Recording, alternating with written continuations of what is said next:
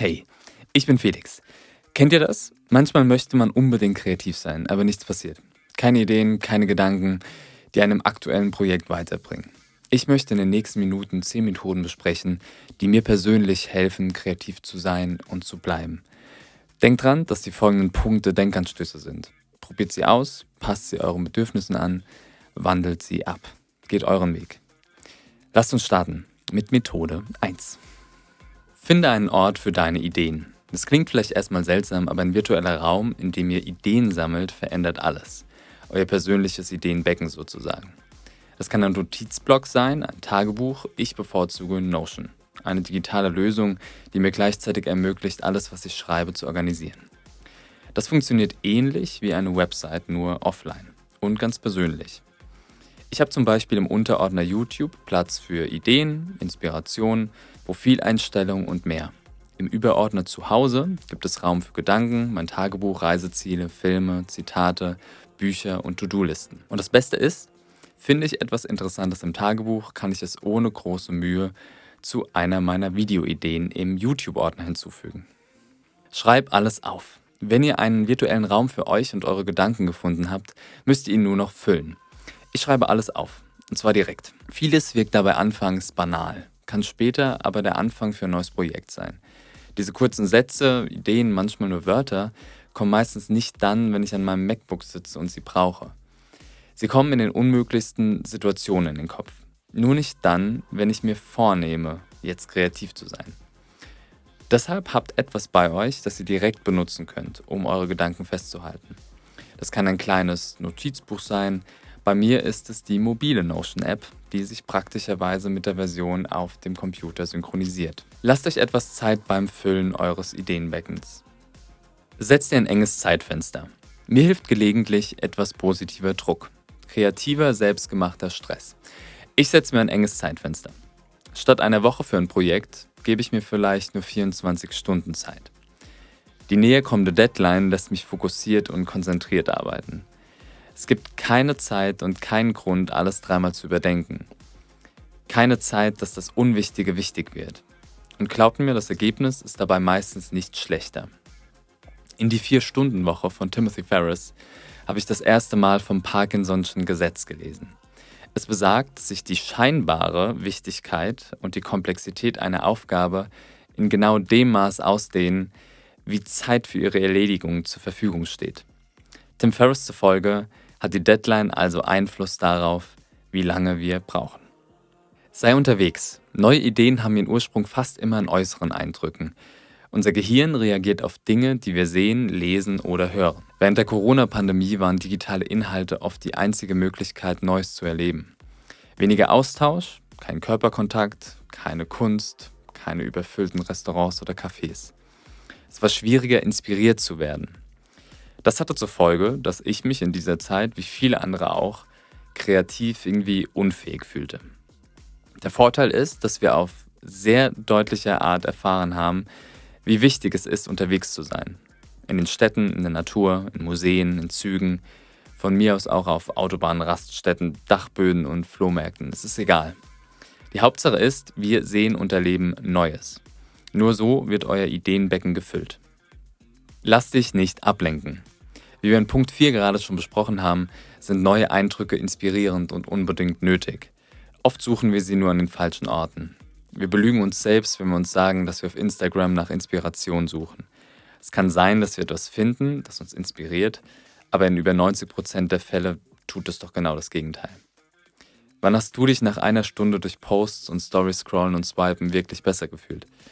Inspiriert. Also ich noch nie. Der Vergleich demotiviert eher. Auch wenn wir es oft nicht wahrhaben wollen. Wer kreativ sein will, muss versuchen, die sozialen Netzwerke auszuklammern. Legt das Smartphone in eine Schublade und seht es als Werkzeug, um eure Projekte mit der Welt zu teilen. Als nichts anderes. Starte neu. Wenn einer meiner Filme abgeschlossen und veröffentlicht ist, lösche ich alles, was mit diesem Film zu tun hat.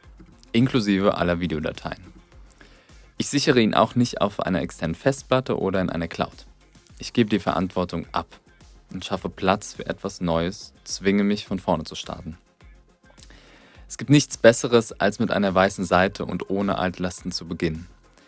Gedanken wie, ich könnte doch dieses eine Video, das ich vor 3 Wochen aufgenommen habe, im aktuellen Projekt noch einmal verwenden, helfen nicht.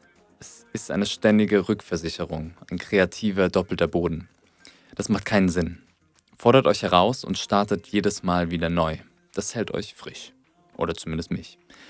Euren fertigen Projekten geht es in der Öffentlichkeit gut. Ihr braucht nicht mehr die Einzelteile. Kauf nichts Neues. Wir glauben, neues Equipment öffnet uns Türen. Neue Objektive, Fotofilter, Kameras, Effekte für Filme, neue Stifte, ein neues MacBook, iPad, iPhone, eine neue Gitarre, komplett Abo bei Adobe, ein Stuhl oder ein neuer Schreibtisch. Das alles eröffnet nur in sehr seltenen Fällen neue Perspektiven und schafft Ideen. Oft lähmt mich der Gedanke an Neues sogar. Das heißt nicht, dass Beginner nicht in eine annehmbare Ausstattung investieren sollten. Die Werkzeuge müssen funktionsfähig sein und den Erwartungen entsprechen. Ist dieser Punkt erreicht, hör auf an neue Dinge zu denken, sondern frage dich nur noch, was du umsetzen kannst und was du erzählen möchtest. Welchen Wert kannst du anderen bieten? Lege deine Prioritäten auf künstlerischen Ausdruck und lass dich nicht von Werbung manipulieren. Finde einen Ort für dich. Wir haben noch ganz am Anfang schon über einen Ort gesprochen. Warum denn jetzt nochmal? Weil es jetzt nicht um den Raum für Gedanken und Ideen geht, es geht um einen Raum für uns selbst. Für dich, für mich. Ein Rückzugsort, ein Hauptquartier. Ein Platz, an dem du frühmorgens sitzen kannst, wenn Partner oder Mitbewohner vielleicht noch schlafen.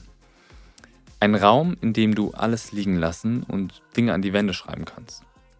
Ein Raum, der in dir auslöst, dass du jetzt kreativ arbeiten willst. Manchmal ist dieser Raum nicht nur ein Raum, sondern kann auch eine bestimmte Zeit des Tages sein. Frühmorgens, spät abends. Ich persönlich möchte nicht abgelenkt werden. Der Raum muss auch nicht in deiner Wohnung sein. Schnapp dir dein MacBook und finde irgendwo deinen Platz. Halte dich kurz. Wenn mein Ausgangsmaterial, sprich meine Gedanken, Zitate, Bildmaterial umfangreich ist, neige ich dazu, möglichst viel davon in den Film packen zu wollen. Schließlich habe ich alles zusammengetragen und alles scheint auch halbwegs interessant. Ich habe mit der Zeit festgestellt, dass zu viele Informationen und Unterthemen das Projekt, sprich die Geschichte, unnötig aufblähen und verwässern. Kürzen ist das beste Mittel, um das Ergebnis schmal, wendig und ansprechend zu halten. Das macht es für andere leichter, deine Kunst zu konsumieren. Lass Unnötiges weg. Streich Wörter, Sätze und Absätze. Heilfasten für dein Projekt. Frag dich bei jedem Satz, ob er etwas beiträgt. Mir passiert es weiterhin, dass ein Endergebnis Unnötiges enthält. Aber es ist nun mal ein Prozess. Sei hart zu deiner Arbeit. Kürze. Nimm dir Zeit für einen Mittagsschlaf. Es gibt Menschen, die mögen keinen Mittagsschlaf. Das kann ich nicht nachvollziehen. Es geht nicht um 2 Stunden, sondern um erfrischende 20 Minuten. Eine Tiefschlafphase und zurück. Was gibt's denn Besseres? Das Hirn kurz verarbeiten lassen und dann weitermachen. Manchmal verändert sich durch ein Nickerchen sogar meine komplette Stimmung und fast immer zum Positiven. Du verschenkst keine Zeit, sondern gewinnst Fokus, Klarheit und vielleicht sogar die ein oder andere Erkenntnis, während du schläfst. Nimm dir die Zeit für dich. Die 10 Methoden, über die ich gerade gesprochen habe, sind nicht neu. Manches davon hat sich in mir entwickelt, anderes habe ich mir aus verschiedensten Quellen angeeignet. Sie funktionieren für mich und machen mich kreativer.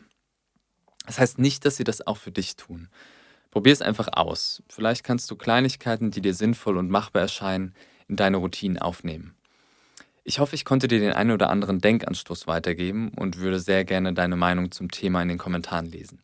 Wenn dir das Video gefallen hat und du dir auch ein weiteres anschauen würdest, abonniere hier den Kanal. Ungefähr hier müsste jetzt der kleine runde Button sein. Einen meiner kurzen Filme findest du jetzt hier. Bis zum nächsten Mal.